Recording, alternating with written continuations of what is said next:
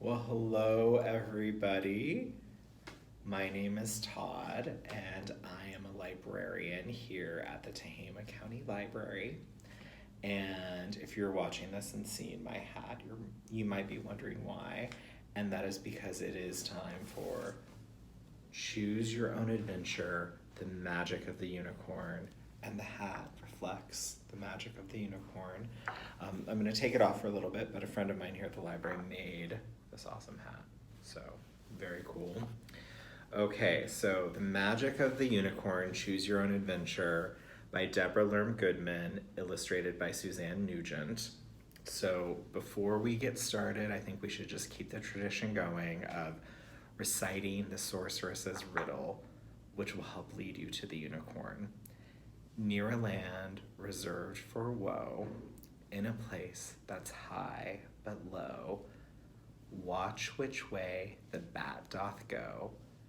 Find me there, and I will know. And so that riddle is what has led us on a pretty wild journey so far. So we've gone to a graveyard, we've gone to the hills, we've chosen the cave, we've found the sorceress. The sorceress has helped us out a little bit.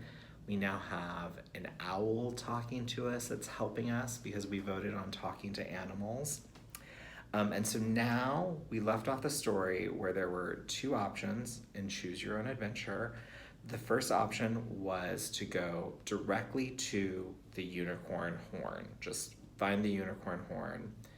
The other option was to go directly to the unicorn. So this was an interesting vote, and a vote of 13 to 4. 13 people voted to go directly to the unicorn. 4 people voted to go directly to the unicorn horn. So with that in mind, we are going to turn to page 55 in the Choose Your Own Adventure story. So let's go to page 55. Okay. The owl flaps its wings to the unicorn. You hurry after the owl, stumbling on roots and thrashing through brambles. Slow down, you call. I can't see in the dark as well as you can. Human beings, hoots the owl scornfully. Why don't you sleep now, and we'll go to the unicorn in the morning? Good idea, you reply. You curl up at the foot of an oak tree and soon drift into a deep, dreamless sleep. When you awake the next morning, the owl is perched on your shoulder. I'm so glad you suggested I rest, you say as you stretch your arms. I feel so great. Good. Now let's get going. You can eat some berries along the way. Okay, and so then in Choose Your Own Adventure, it always tells you kind of where to go, or you vote. And so it's telling us to go from page 55 back to page 22. You just go all over the place in these books. Okay, so now we are on page 22 for the option of going directly to the unicorn. The two of you make your way through the sun-streaked forest. Even though you know the unicorn has lost its horn, you feel certain you'll find a way to clean the well. Maybe the unicorn could tell me where to find another unicorn, one that still has its horn.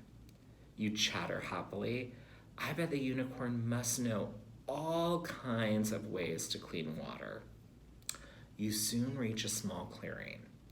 There, a crowd of woodland animals is gathered around the unicorn, who is lying on the ground. Oh no, moans the owl. What's wrong, you ask? Is the unicorn sleeping? I don't mind waiting. The animals turn to stare at you. You're too late, says a squirrel. The unicorn is dead. The end. Okay, so that's sad. It's very sad. I mean, the unicorn died. But the magic and beauty of Choose Your Own Adventure is you can always go back and make a different decision.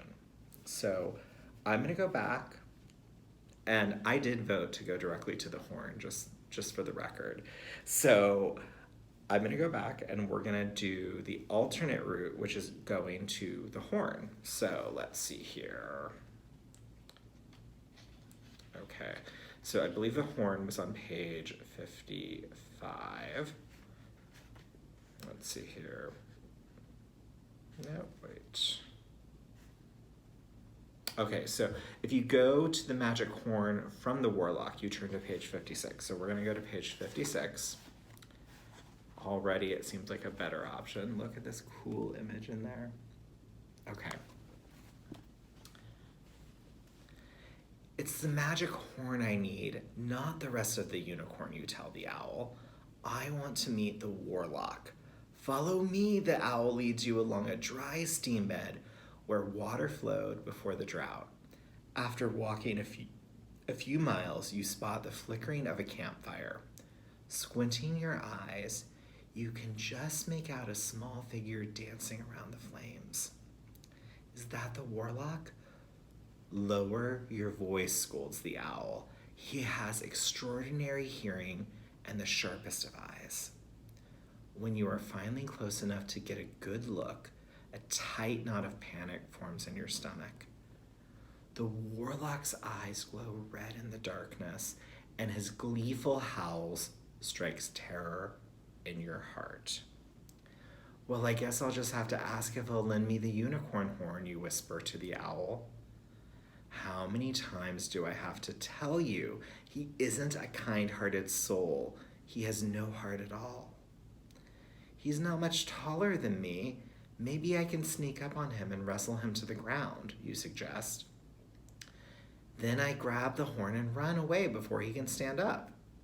You sound more confident than you really feel. Are you sure? The warlock won't hesitate to use a magic to win a battle, warns the owl. Okay, so now we're in another choose your own adventure part where we get to decide.